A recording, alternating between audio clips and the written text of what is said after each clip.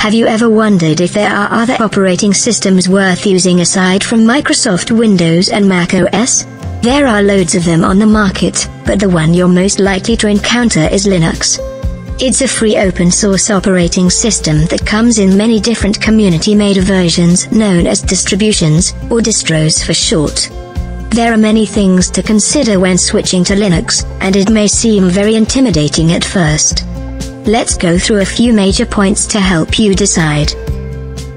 To start off, there are several hundred Linux distros available, with the most popular one being Ubuntu. Each of them have their own unique aesthetic, desktop environment, and even specific goals or niches. For example, SteamOS is a Linux-based operating system specifically designed to run video games and Valve's proprietary software known as Steam. There are many distros with active developers, so feel free to choose one that best suits your needs. This brings us to the next point, which is the community. If you've ever had trouble with your OS before, such as the occasional random blue screen of death, then you probably know how frustrating it is to find a solution. As a Linux user, you have access to a lot of information written by countless contributors. Most, if not all, distros come with its own comprehensive user manual. Some, like Ubuntu and Linux Mint, even have their own websites where you'll find community-written guides and tips. There are also dozens of online forums where people discuss troubleshooting info, among other things. A few great places for starters would be linuxquestions.org and linux.com's forum. Both of these have a dedicated newbie subcategory where you can ask questions such as what distro should I get? Or how do I get started with this OS? There are also a bunch of subreddits that are dedicated to helping people learn the basics and resolve whatever problems they may encounter. One great thing about Linux is that it's absolutely free. Unlike Windows, you won't need to spend a couple $100 to get a genuine copy of a Linux distro. Installing it is pretty easy too, depending on your computer. Ideally, all you'll ever need is compatible hardware and either a flash drive or a blank CD that you can burn an ISO file into. Aside from that, it's mostly just an installer with simple instructions. You may need to do a bit of fiddling with your BIOS settings though.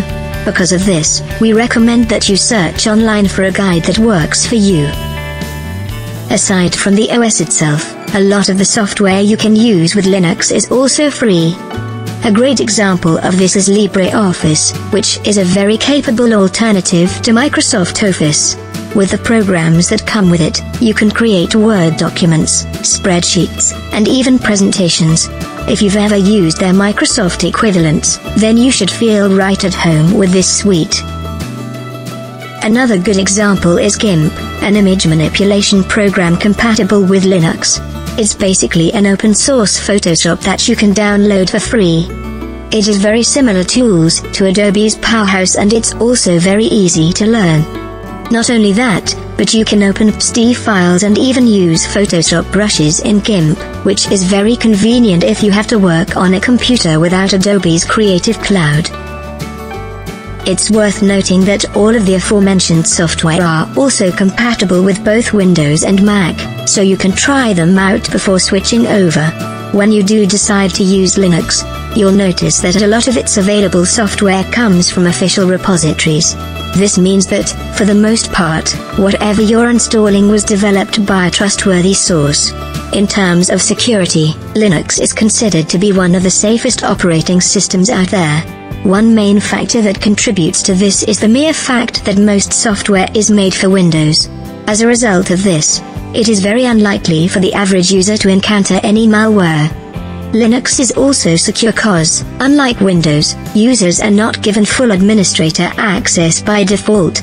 This means that if your computer ever gets compromised, the damage done will be limited to your local files and not the entire system. You should still remain vigilant because Linux isn't completely immune to viruses.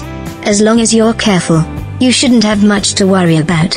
You may not even need an antivirus, though it wouldn't hurt to get one. With all that said, Linux is definitely a decent alternative to the mainstream operating systems.